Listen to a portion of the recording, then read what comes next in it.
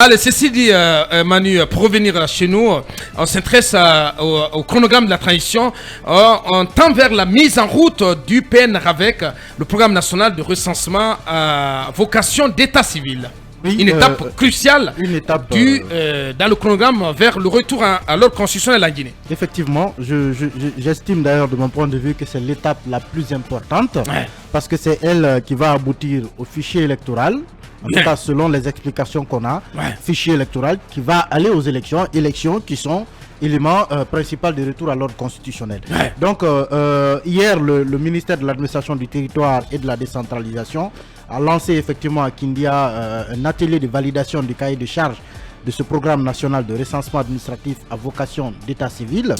Et ce programme, comme on l'a déjà dit, marque d'abord la validation du programme en tant que tel, des activités qui vont avoir lieu, les cahiers de charges, mais s'articule sur un ensemble de faits que j'ai souligné notamment et qui ont été déjà mis en œuvre par le ministère de l'administration du territoire, parce que souvent, avant qu'on sorte en public pour faire des activités, il y a généralement des travaux techniques qui sont menés et qui conduisent à la préparation donc de différentes activités connues du public. Et parmi ces activités, en tout cas, si je prends au mot le ministre Mori Kondé, il y a eu notamment l'érection d'une direction nationale de l'état civil et de l'identité suivant un décret que le président avait pris donc le 8 mars dernier. Il y a eu également la mise en place d'un comité de pilotage de la modernisation de l'état civil. Il y a l'opérationnalisation du secrétariat technique de la réforme et de la modernisation de l'état civil, la validation du projet de mise en place du comité de coordination régionale, préfectorale et communale de la réforme et de la modernisation, l'exécution de la mission d'identification et de création des centres d'état civil et des centres de déclaration sur l'ensemble du territoire pour un total cumulé de 22 535 points de contact, soit 370 centres principaux, 2173 centres secondaires et 20 000 centres de déclaration. Peut-être que vous allez faire un arrêt sur le nombre de ces centres-là, parce que ces centres sont très importants. Vous parlez rappelez-nous les chiffres. Globalement, on parle de 22 535 centres de contact, donc qui seront en contact direct avec la population. Et parmi, en tout cas, ces 22 535 sont répartis comme suit: 362 centres principaux, 2173 centres secondaires et 20 000 centres de déclaration. Très bien. Voilà un peu les chiffres de manière un peu condensée. Et pour revenir à l'autre détail important qui concerne donc le financement de ces activités qui viennent de démarrer cet atelier de validation. Globalement, l'opération va coûter 800 milliards de francs guinéens à l'État guinéen. Et on nous apprend c'est toute l'équation de cette opération. Justement, 800 milliards qu'il faut mobiliser. On nous apprend que pour l'instant, l'État guinéen a mis 200 milliards sur la table. Et le gap de 600 milliards de francs guinéens va être recherché auprès des bailleurs de fonds, des partenaires techniques et financiers, pour aller vers le déroulement de cette activité qui, encore il faut le rappeler, devrait se dérouler en tout cas sur 24 mois. Évidemment, peut-être que les travaux, comme je l'ai dit tantôt, les travaux techniques qui ont été faits en amont font partie de l'activité, mais sinon, on est déjà au mois de mars, donc on peut estimer numériquement qu'on a perdu 3 mois.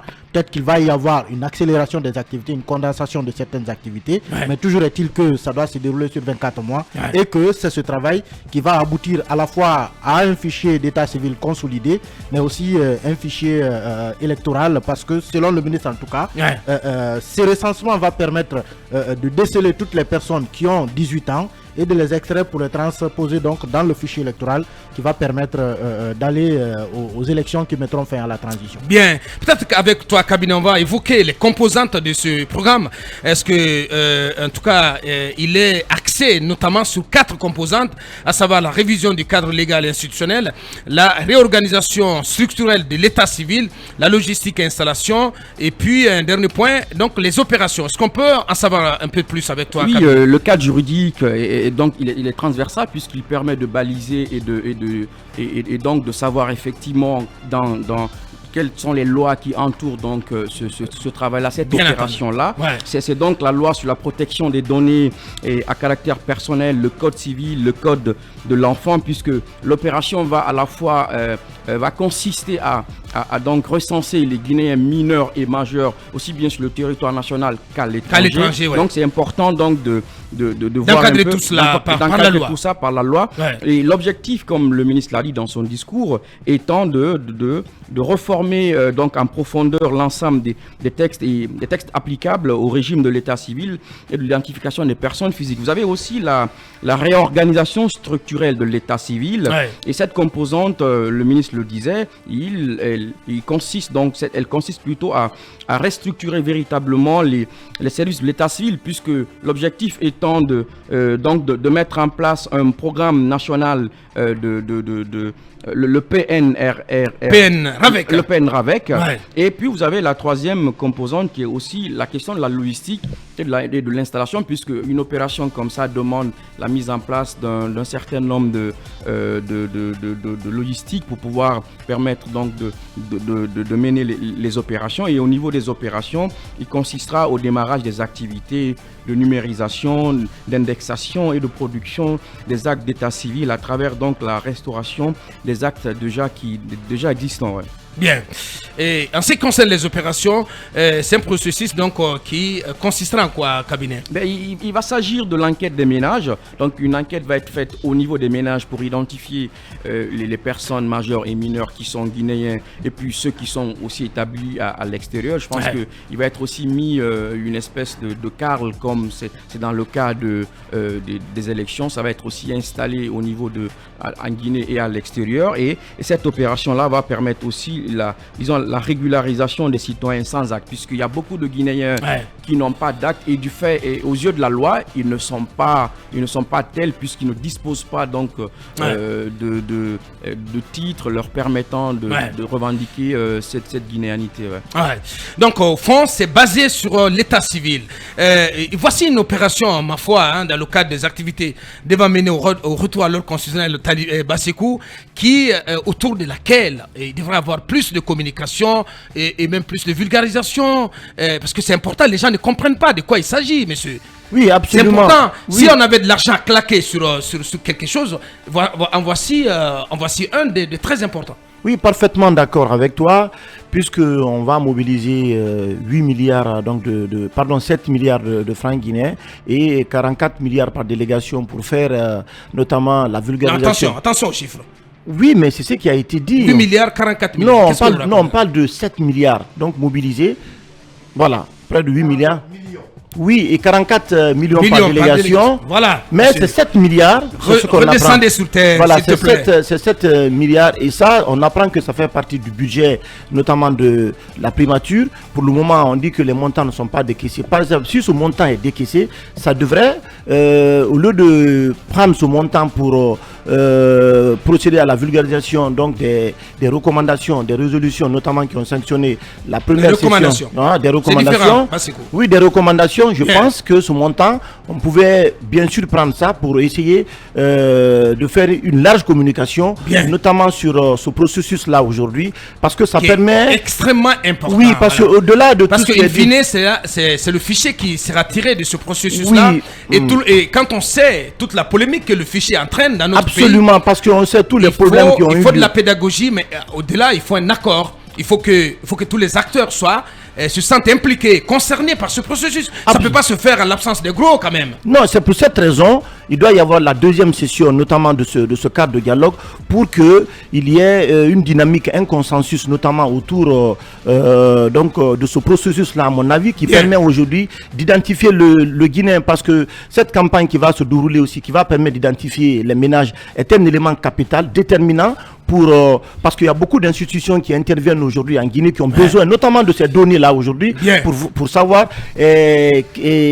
comment il faut apporter de l'appui, de l'assistance, notamment à ces personnes aujourd'hui qui ont besoin d'aide. Donc c'est un outil important autour notamment duquel il doit y avoir suffisamment de communication. Merci, allez-y Mamadou Dia, sur ce PNRAVEC, voilà, qui va être finalement mis en route. J'espère que l'État guinéen parviendra à mobiliser, à combler le gap des 600 milliards, puisque m'a dit que c'est 200 milliards qui seraient pour le moment disponibles. Et je pense bien que les bailleurs de fonds pourrait nous venir en aide. Ouais. Une table ronde des bailleurs de fonds est prévue après l'atelier de Kindia. Oui, il s'agit là d'une opération grandeur nature qui constitue en quelque sorte la colonne vertébrale de toutes les opérations qui pourraient conduire à sortir de cette transition. Donc, comme vous l'avez relevé aussi, il faudrait que les acteurs au niveau national, c'est-à-dire les partis politiques absents pour le moment de la table de dialogue du jeu, soient impliqués, parce qu'on a vu sous Alpha Condé, il y avait eu des recensements qui avaient provoqué des grincements de dents en Haute-Guinée où des mineurs avaient été enrôlés, disons, contre leur gré. Tout ça, j'espère qu'on n'en viendra plus à ce genre d'opérations purement subjectives, destinées juste, comment dirais-je, à constituer du bétail électoral pour conserver le pouvoir ou parvenir au pouvoir. Il faut qu'on lave proprement, comme le promet cette junte, pour que vraiment on sorte de ce que vous qualifiez là de cafouille. Bien, allez-y, Lincoln. Je crois que la junte est en train de nous ramener dans la salle, comme le dit Toumba, puisque depuis septembre 2005, on disait qu'on n'avait pas de visibilité par rapport aux activités liées au retour à l'ordre constitutionnel. Voilà. Mais, non, je dis... Depuis le 5 septembre 2021. Voilà. 2021. Mais non, mais disons depuis l'accord d'octobre. Oui. L'accord du 21 octobre 2022 entre la Guinée et la CEDEAO. Oui, non, mais bien avant, moi je pense que quand il y a une junte, quand il y a un coup d'État, la finalité, c'est le retour à l'ordre constitutionnel. Bien. Ça, malheureusement, jusqu'à présent, on se demandait qu'est-ce qui est fait pour ce retour à l'ordre constitutionnel. Bakar, beaucoup de questions aujourd'hui. À un moment donné, dans ce pays, on a compris qu'une partie de la Guinée, qui était la Haute-Guinée, était plus peuplée que même Conakry qui a 4 millions. On va éviter ces erreurs, puisque désormais, il ne faut pas qu'on dise que Pitache Basekou est la préfecture la plus peuplée de la Guinée, avec 10 millions contre 5 millions pour l'ensemble de ce pays. Mais il y a des interrogations au niveau du MATD. Vous savez... Quelle interrogation? L'interrogation, Bakar, c'est simple. La plupart des problèmes liés au recensement sous Alpha Condé, le siège, le nid était là.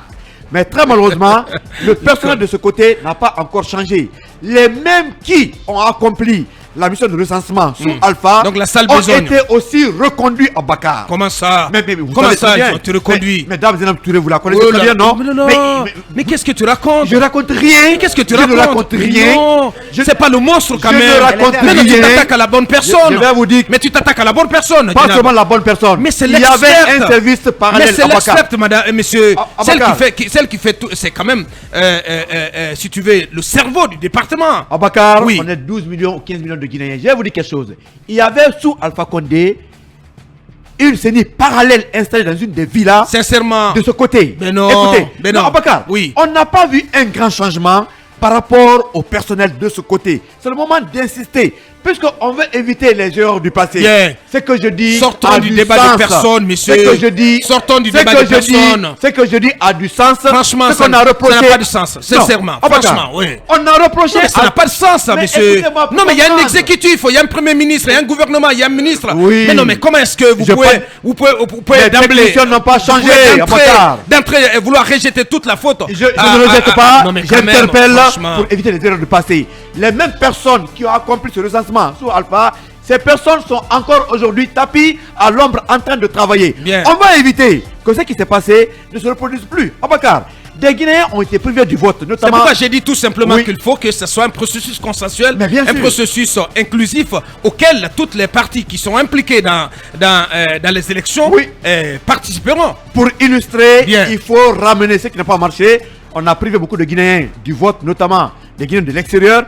Est-ce que cette fois-ci, nos compatriotes vont voter? C'est aussi la question, parce que sur Alpha Condé, on a vu des calculs comme quoi. Si le premier cabinet l'a rappelé que ce processus va concerner aussi les Guinéens de l'étranger. Oui, mais c'est pourquoi il faut insister, puisque à la dernière minute, on pourrait évoquer un argument pour dire le temps nous a pris, tel ou tel ne votera pas. Faites un bon recensement, faites de sorte que tous les Guinéens soient pris en compte parce que leur voix compte. Abakar, pour terminer, c'est pour évoquer une situation.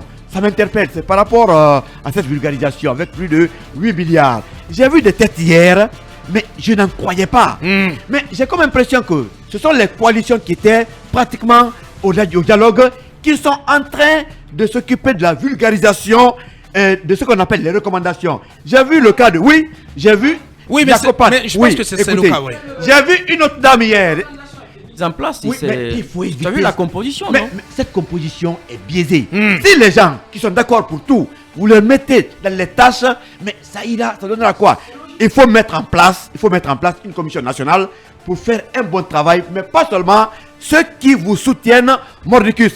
J'ai vu une dame hier, j'ai tombé de nuit. J'ai du respect pour elle, mais Dame Fatou Siké devrait être devant le tribunal criminel de Dixine. Mais comment ça, l'icône? Mais qu'est-ce que tu racontes, monsieur, ce matin? Donc, oui, lorsque les morts s'acheminaient de ce côté. Mais aujourd'hui, être sur un troisième mandat, il y a de la vulgarisation. Mais laissez le pays doit changer à Bakar. Laissez la justice faire son travail. Ce pays doit changer à Bakar. On a connu des Guinéens qui aujourd'hui ne doivent pas se transformer en caméléons pour revenir sur notre forme. Je ne suis pas d'accord. Monsieur le colonel, trouvez d'autres Guinéens qui n'ont pas encore certainement qui n'ont pas trempé les mains dans le cambouis. Abakar, on est tous là. C'est révoltant que ce soit les mêmes personnes, c'est-à-dire avec Sékou Touré, avec Alpha Condé, Lansana Conté, Dadis, Sekouba.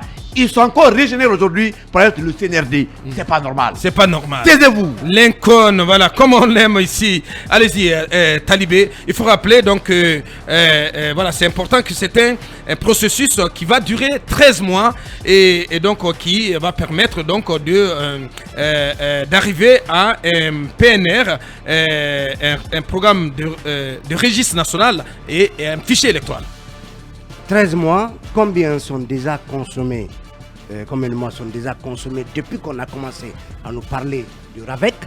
Nous en sommes à combien de mois en termes d'activités réalisées? Vous avez cité 4 étapes ici. On est à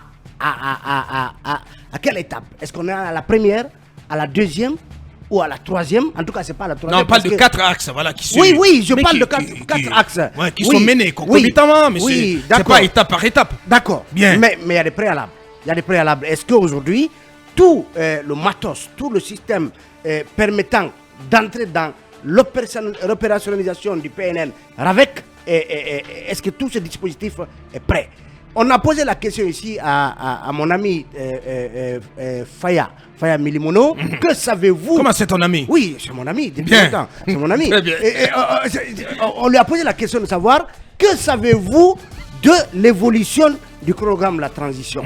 Il n'a pas pu nous le dire parce qu'il n'y a pas de visibilité. On a senti, les gens n'en savent pas assez. Absolument, alors qu'une bonne partie de ces opérations relève du ministère de l'administration du territoire qui doit communiquer, qui doit s'ouvrir et qui doit informer. Comme on l'a dit, c'est 7 milliards claqués au nom d'une vulgarisation de recommandations qui ne sont pas consensuelles parce qu'elles n'ont pas réuni l'ensemble des acteurs sociopolitiques. Aboubacar, c'est la première fois pour moi d'apprendre que des recommandations issues d'un dialogue ont fait l'objet d'une campagne de vulgarisation. Ça veut dire que ça laisse penser que les acteurs qui... Aboubacar, ça laisse penser que les acteurs qui étaient au dialogue ne sont pas suffisamment représentatifs. Ils ne peuvent pas relayer justement allez-y doucement, ces recommandations. Allez-y doucement. Monsieur, vous m'avez donné... Vous n'allez pas craquer quand même à l'antenne en direct. Mais quand même. Mais qu'est-ce qu'il vous a pris ce matin? Vous m'avez donné du Red Bull ce matin. Voilà. Vous m'avez dopé au Red Bull. C'est pas possible. Vous dis que... Il me vend en direct là. Je vous dis Aboubacar, je vous dis que c'est la première fois, en tout cas, de tous les dialogues que j'ai connus dans ce pays, non, je ne commettrai plus cette erreur. Aboubacar, l'autre aspect, je me pose des questions techniques. C'est dont il est question, le RAVEC, c'est purement numérique. C'est-à-dire que ça concerne les extraits de naissance. On fait en sorte que tous les Guinéens, que chacun ait un extrait de naissance. Ceux qui ont 18 ans seront retirés donc de ce RAVEC, de ce recensement. Voilà, pour constituer le fichier électoral. Le fichier électoral. Mais c'est de ça qu'il s'agit. Voilà. Oui. En français facile. Oui, mais ce dont il est question, c'est que les cartes électorales, en tout cas... C'est qu'il faut mettre d'abord en place ces centres-là, les différents, les quelques 20 et quelques mille, 22 quelques mille centres voilà, auprès desquels les Guinéens viendront se faire recenser. C'est là le gros du boulot, en fait. Oui. Mais il faut trouver les moyens pour mettre en place ces centres. Oui, 800, vous imaginez... Plus de 22 000 Les partenaires étrangers mettront combien par rapport au recensement? Aboubacar, les partenaires étrangers mettront combien? Il y a un gap de 600 milliards à rechercher. Oui, voilà. Non, à combler. En termes de chiffres, ça va être une transition, disons, comment dirais-je, une transition qui va bouffer beaucoup d'argent. D'abord, on nous impose le RGPH, les bailleurs doivent financer une grande partie de ce RGPH. Il y a le RAVEC, donc 600 millions que les bailleurs doivent trouver. Attendez, non, 1000 milliards piqués des caisses de l'État. non, je ne parle pas de ça. Je parle de cette transition. 800 milliards, Donc, c'est quand même environ 80 millions d'euros. C'est pas de la mer à boire pour la Guinée quand même. pour la Guinée, si ce n'était pas de la mer à boire, on n'aurait pas eu. 80 millions, on n'aurait les pas eu mobiliser. besoin d'aller débander. Parce que pour l'instant, ce qu'on sait, c'est que l'Union européenne européenne va mettre 20 millions, ce qu'on a pris. L'Union européenne va mettre 20 millions, et puis voilà, 10 millions, je crois, venant d'autres bailleurs. Voilà, mais il faut cette table ronde. Voilà. Oui, absolument. Bien. Et ensuite, il y a le coût de l'organisation de l'ensemble des 3 élections qui sont prévues. Donc, ça va mobiliser beaucoup d'argent, alors qu'on aurait pu, bien évidemment, Pour l'instant, le gouvernement, nous faire, globalement, Abakar, oui. on aurait pu nous faire l'économie de ce RAVEC. Certes, le RGPH permet à chaque 10 ans de renouveler les données pour permettre justement de faire des projections par rapport au développement. Et faire, donc tu veux dire que le RAVEC est faire inopportun. un recensement électoral Le RAVEC est inopportun. normal, justement parce que je persiste à penser que la Guinée ne peut pas réussir un RAVEC en 13 mois. C'est ce que je pense. Parce que quand vous allez faire une extraction des données numériques, que fera-t-on du caractère biométrique? Est-ce que ensuite les 18, ceux qui ont 18 ans, donc qui constituent le fichier électoral, devront-ils à nouveau passer devant des machines, des machines pour la biométrisation de leurs données, hein, avec l'index et puis les photos? Je me pose toutes ces questions. C'est parce qu'on se pose des questions parce qu'on ne communique pas. Il n'y a pas d'information. C'est une transition. Je l'ai dit, la dernière fois je l'ai dit, vous m'en avez voulu, mais il y a une partie obscure de cet agenda de la transition. Comment ça, une partie obscure? Qu'est-ce que vous savez du RAVEC qui détermine les élections? Mais c'est de cela qu'on parle ce matin. Vous venez de dire que vous n'en savez absolument rien. Non, mais je n'ai pas dit ça. Oui. Vous avez dit que c'est plutôt Faya qui ne comprennent absolument rien. Là où Faya Ils ne savent même pas de quoi on parlait. Mais bien sûr, moi je suis journaliste politique, monsieur. Dites aux Guinéens, le chronogramme est exécuté à quel pourcentage en ce mois de mars? À quel pourcentage? Je te pose la question. Oh non, mais attendez. Quand même. Mais on est à 5% peut-être. Moi, je me pose une autre question par rapport à ce RAVEC-là. On se calme. Parce que quand on entre dans les détails, selon en tout cas Moïse Condé, ce programme va consister à recenser tous les Guinéens, ça c'est clair. Donc, sur la base de leur lieu de naissance et de résidence, donc établir un registre national de la population, ensuite le fichier électoral. La question que je me pose, c'est qu'aujourd'hui, il y a ces recensements qui sont aussi en train d'être faits dans les différentes mairies pour l'obtention des extraits de naissance. Et ce RAVEC aussi va pratiquement concourir à la même chose, obtenir l'extrait de naissance qui va permettre d'avoir un fichier électoral fiable selon le MATD. Alors finalement, qu'est-ce qu'on fait de l'autre opération qui est en cours? Ça rejoint un peu l'interrogation de Talibé. Est-ce qu'on ne pouvait pas peut-être se passer forcément de RAVEC, puisque chaque Guinéen majeur peut s'offrir. C'est là où je donne raison à Talibé quand il dit qu'on a besoin d'explications, on a besoin que le ministère, que les experts du ministère viennent sur les plateaux et expliquer aux Guinéens comment tout cela va être mis en œuvre. On va essayer d'ailleurs, on va essayer de joindre Moïse Condé pour qu'il puisse élémentariser tout cela ce matin. C'est important, Kabylie. C'est une étape cruciale. La population, même les mineurs. Voilà. Il faut beaucoup de communication. Et comme il l'a dit, voilà, parce qu'au même moment, il y a beaucoup de Guinéens qui souffrent au niveau des mairies pour obtenir leurs documents d'état civil, leur carte d'identité. Tout ça ressemble à un écheveau qu'il faut démêler. C'est à cela que sert le RAVEC, entre autres, puisqu'il va permettre d'établir le registre national des populations. Donc à partir de cette base, le RNP, à partir de cette base, on pourra éditer toutes ces pièces administratives-là. C'est là où c'est très important, parce que c'est pas seulement le volet électoral. C'est que cette opération va nous permettre d'avoir, comme je l'ai tantôt dit, ce registre-là que nous n'avons pas, qui ne nous permet pas, par exemple, puisque chacun va avoir un numéro d'identification. J'ai l'impression d'écouter un expert là-dessus. Oui, mais justement, ça va permettre d'avoir... Sorti de l'école du docteur Ali, moi. Bien entendu. Bien. Ouais, un peu, donc ça va nous permettre d'avoir ces numéros d'identification-là. Comme cela, chaque Guinéen en sera doté. Et ça, c'est très important. Maintenant, en termes de préalable, vous savez, l'opération concrète qui consiste à déployer les matos et que les gens viennent se faire enregistrer, souvent c'est ce que nous voyons. avant, il y a des préalables. Et parmi ces préalables-là, par exemple, vous avez l'érection de la Direction nationale de l'état civil, un office national de l'état civil et de l'identification suivant le décret qui a été pris. Malheureusement, mais l'office national d'état civil, il ne fonctionne pas. Mais justement, malheureusement. Justement. Parce que depuis qu'il a été institué par décret, ses responsables n'ont pas été nommés. Et ça dure environ 10 mois minimum. Ça c'est très problématique. Au MATD, on n'a pas de directeur ou de directeur adjoint de l'Office national d'état civil. Oui, c'est très problématique. Et on parle là très problématique. On parle là même de l'opérationnalisation du secrétariat technique, de la réforme et de la modernisation de l'état civil comme étant des préalables qui ont déjà été faits. Mais vous avez tout à l'heure rappelé que cet office-là n'est pas encore opérationnel, n'est pas encore fonctionnel. Ouais. Alors qu'on parle là dans la phase 4 donc de ce cahier de charge-là d'opération. Donc c'est à savoir effectivement Talibé. Quel est l'organe de mise en œuvre? Quel organe de mise en œuvre en termes de... Parce que même là...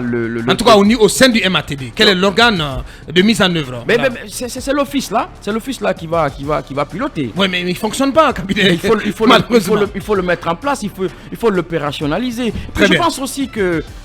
Quand on a écouté hier le ministre, il parle donc de ce cahier de charge-là, dont la mise en œuvre va partir de 2023 à 2025. Je pense qu'il va s'en suivre après un chronogramme détaillé des activités, qu'est-ce qui va être fait jusqu'en 2025. Ça devrait arriver. Je pense qu'ils ne vont pas se louper là-dessus. Bien, c'est quoi? De faire du nouveau avec du vieux. C'est très difficile à Boubacar Diallo. Tous les conflits politiques qu'on a connus pour la plupart sous le régime d'Alpha Condé sont liés notamment aux dysfonctionnements qui ont caractérisé les différentes CENI qui sont succédées et le ministère de l'administration du territoire. C'est un sérieux problème que l'Incol a évoqué. On ne parle pas de CENI ce matin. Non, attendez s'il vous plaît, je vais insister là-dessus. On sait, vous savez très bien ce que les CENI là nous ont servi ici. Un fichier électoral, mais tripatoué qui n'était même pas sécurisé. Et on sait vraiment ce qui s'est passé. Vous savez, ça a été le problème qui a opposé Alpha Condé à des acteurs politiques ici parce qu'il y avait vraiment de la manipulation. Pour l'instant, c'est pas la CENI qui goupille cette opération, monsieur. Mais pourquoi on le dit? Parce que ce travail qui va être fait, c'est sur la base de ça. On va extraire notamment le fichier électoral. Oui. Donc ça, vraiment, je pense qu'il faut des mises en garde par rapport à ça. Et l'autre chose, c'est aussi, comment on appelle, l'état civil en Guinée. Ouais. Aujourd'hui, dans les mairies, mais ce sont des services qui sont inexistants pratiquement. Mais ce qu'on te dit, c'est qu'il y aura des centres dédiés à ça. Mais attendez, Aboubacar, mais plus de 22 000 centres, monsieur. Mais en fait, il y a des problèmes de formation, Aboubacar, qui se posent. Mais bien sûr, vous comprenez? Mais il y aura tout ça. Et à date, c'est certaines institutions qui viennent en aide, notamment sur le plan financier. Bien. Donc je pense qu'il y a énormément de problèmes par rapport à tout cela. Et comme vous l'avez dit, pour terminer, il faut qu'il y ait une communication du gouvernement, notamment du ministère de l'administration du territoire, qui dirige vraiment tout ce processus-là pour nous dire à quoi tout cela va servir, comment ça va s'opérer sur le terrain, pour que les gens aient une visibilité. Mais parce qu'il faut éviter tout cela, il faut éviter qu'on claque l'argent, parce que et les actions de l'État doivent être efficientes et efficaces. S'il n'y a pas d'efficacité, sincèrement, tout cela vraiment ne sert à rien. Là, on est en train de passer carrément une heure sur ce sujet. Parce que c'est important, Boubacar Diallo, de revenir vraiment sur toutes ces questions-là. Aboubacar, est-ce que vous savez... Je te repasse la parole. Est-ce que vous savez que les 6 mois que la CEDEAO avait annoncé, et selon nos informations, la CEDEAO les avait annoncés au visa d'une consultation auprès de la CENI à l'époque. La CENI a estimé qu'en 4 mois, on aurait pu réactualiser le fichier qui était déjà expurgé de ces scories. Et donc, 6 mois, en 6 mois, la CEDEAO a estimé que la Guinée qui venait d'organiser une élection pouvait déjà 6 mois après faire des élections sur la base d'un fichier révisé au bout de 4 mois. Alors aujourd'hui, on nous enfourre dans un processus de RGPH et ensuite de PN-RAVEC. On nous parle de 13 mois. Alors que nous n'avons que 24 mois pour faire des élections. Quand est-ce que ce fichier, ce RAVEC, va accoucher d'un fichier électoral? Parce que ce qui fait la complexité de ce RAVEC, c'est que... Parce que si on part du mois d'avril, disons, si on part du mois d'avril, Talibé, si on part du mois d'avril... Alors que le recensement électoral concerne ceux qui ont 18 ans. Ce qui fait environ 5 à 6 millions de Guinéens. Donc c'est une perte de temps. À mon avis, c'est une perte de temps. Et mon petit doigt me dit que ce RAVEC, il va continuer son cours normal. On aura Donc il va provoquer un glissement de calendrier. Non, il va continuer. Non, si, je vous suis non, très bien, je vous monsieur. dis, il va continuer. Non, mais allez au bout de votre pensée. Laissez-moi. Il va continuer son cours normal. Peut-être que même après la transition, parce que il fournit des données très importantes. Tu comprends? Ouais. Mais pour moi, mon notamment petit, sur le RNP, mon petit doigt me dit que le moment venu, on reviendra à l'essentiel. L'organisation d'un recensement électoral. Ben, oui. Allez-y, peut-être pour en terminer, moi j'ai quand même envie de dire que ce programme tel qu'il est en train d'être fait aujourd'hui, de mon point de vue, c'est la démarche qui semble être en tout cas la plus technique et peut-être qui pourrait donner le résultat le plus cohérent en termes de données. Parce que c'est vrai, on a connu ces fonctionnements aussi à la CENI avec les fichiers très contestés, mais il faut quand même comprendre aussi le contexte de cette CENI qui était composée que d'acteurs politiques. Quand vous avez aussi des gens assis, la CENI était composée de toutes les composantes sociopolitiques. Bien entendu, s'il vous plaît, il y avait tous les partis politiques, même ceux de l'opposition. Bien sûr. On ne peut pas contester cela. Même ceux de l'opposition étaient représentés à la CENI. Donc, que des gens qui travaillent à la CENI sortent pour contester le travail qu'eux-mêmes ils ont fait, de toute façon, moi je n'ai jamais accordé de crédit à cela. Parce que des institutions internationales sont souvent venues et ont validé ce fichier électoral en présence des mêmes personnes. On est parti aux élections. Il faut qu'on arrête de penser aussi que tout ce qui était fait avant, c'est du diable et qu'il faut tout jeter par la porte. Même les cadres qui travaillaient à cette CENI, mais ce sont des personnes ressources. L'incon parlait tantôt de la dame Genab. Je ne suis pas sûr que elle puisse faire partie des gens qu'il faut jeter comme ça tout simplement. Pas du tout, parce qu'on est en train de jeter des gens. Mais il y a des gens qui ont une mémoire, il y a des gens qui ont une connaissance du processus. Et on n'a pas besoin aujourd'hui de recruter des personnes qui n'ont pas d'expérience, qui vont venir prendre des activités aussi sensibles pour nous conduire peut-être vers une contestation qui dépasse celle qu'on a déjà connue. Les hommes sont ce qu'ils sont, mettez-les dans un cadre sérieux, ils vont peut-être vous produire un travail sérieux. Et voilà. Je pense que nous sommes dans cette démarche. Je pense que c'est ce qui est en train de faire. Le MATD doit tout simplement s'assurer que l'ensemble des acteurs puissent converger vers le travail qu'il est en train de faire, qu'il y ait un consensus autour du travail, parce que ce travail-là est celui qui aurait dû être fait. C'est la meilleure manière de le faire. Voilà, et ce travail, il est fait en partie par l'expertise locale qui est incarnée entre autres par cette dame, Madame Genab Camara, de Laurent Barre. N'en déplaise, parce que c'est le cerveau du MATD, j'insiste là-dessus.